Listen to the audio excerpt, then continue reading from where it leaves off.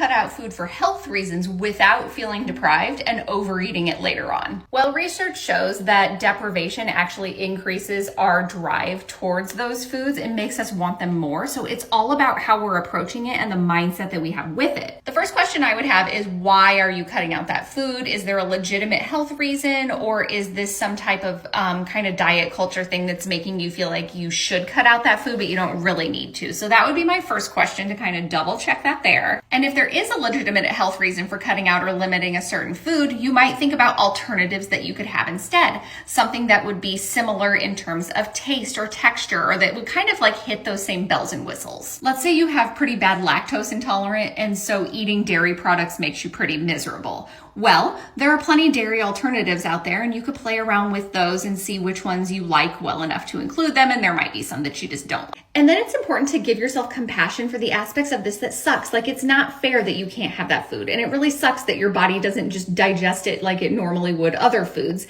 And so be kind to yourself about that, because it is a bummer. If you can really focus on what you're adding in instead of dwelling on what you're taking away, that's going to be a huge mental shift in terms of the deprivation that will help you feel less obsessed with the food that you're trying to stay away from. Follow for more tips and support on making peace with food.